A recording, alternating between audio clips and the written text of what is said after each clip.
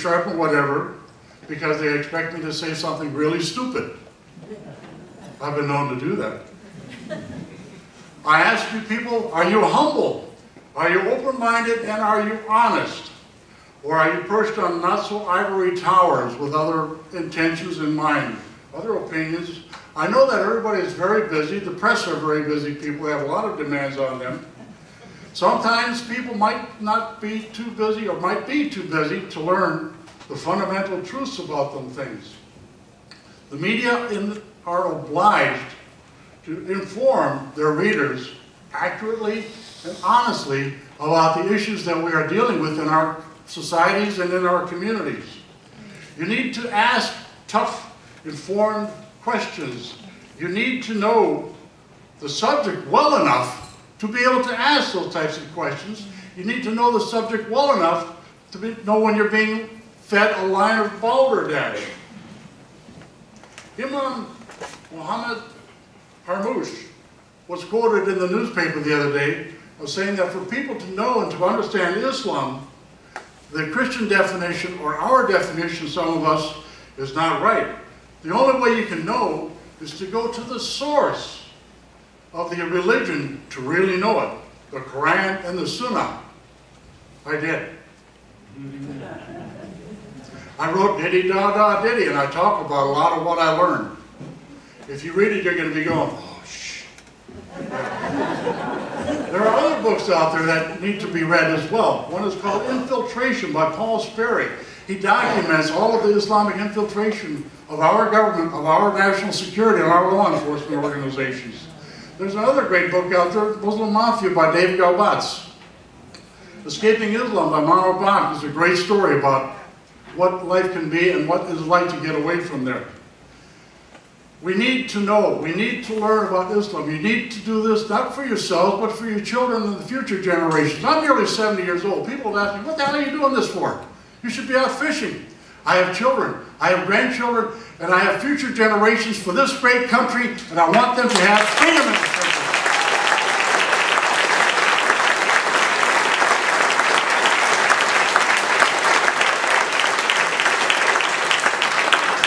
Now I have to say something I love about Muslims.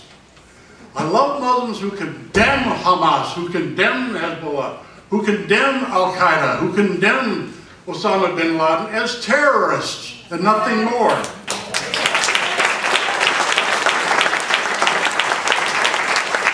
I love Muslims who recognize Israel's right to exist in its homeland, its traditional homeland.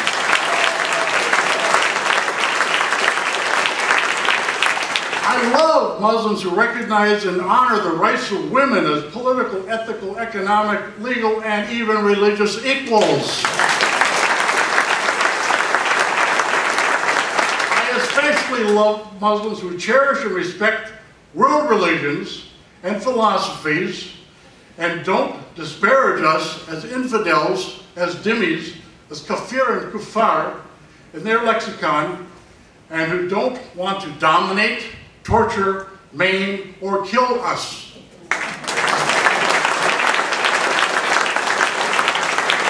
I love Muslim soldiers who don't kill fellow soldiers in the name of Allah.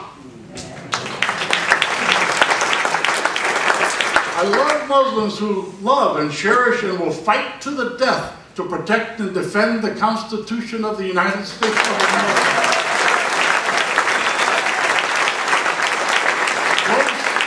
Those Muslims would have to thus reject the Muslim Brotherhood, the Ikhwan's goal of overthrowing the Constitution of this country in 40 to 45 years. That's our Constitution. They want to kill it. They want to impose Sharia law. That's what we're all about. That's what the mosques are about. Dominance and control.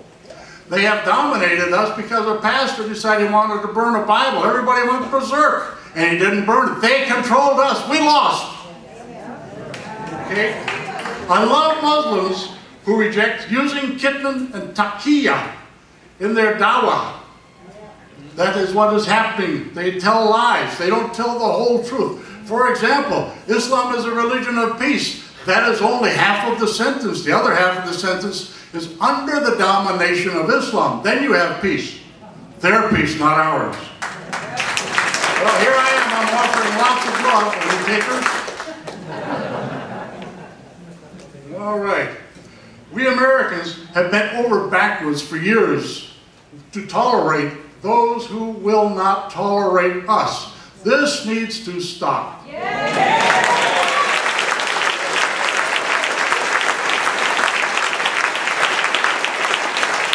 I thank you all for being here, and I appreciate this opportunity. Thank you.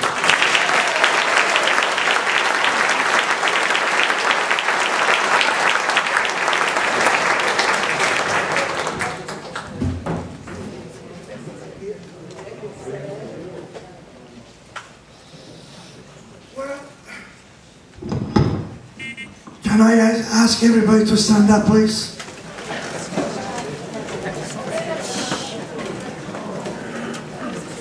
And turn to your right and say hello to your right-hand person.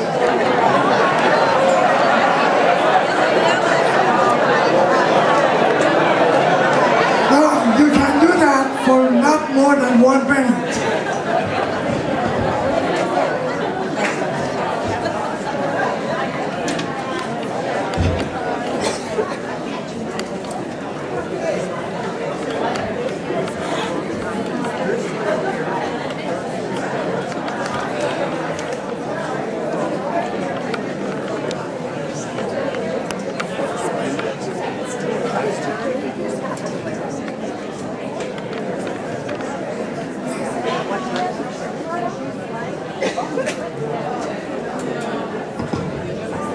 Well, the party is over. Thank you.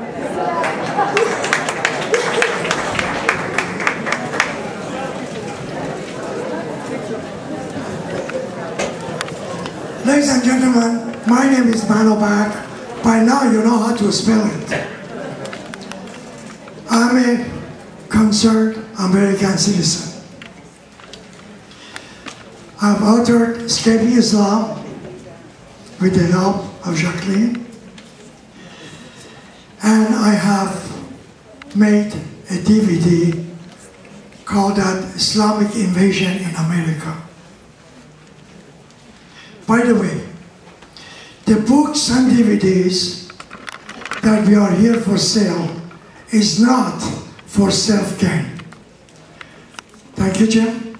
We are providing that to help the cause of this evening and also provide additional evenings as education. So don't think that we arranged that because we wanted to sell books. No, we want to make some money to cover the expenses. And also, we are asking for donation if anybody likes to see this type of education nights. Again, we appreciate your help. Ladies and gentlemen, I'm concerned. I want to make it again and again and again very clear. We honor and respect the freedom of religion in America. We do that.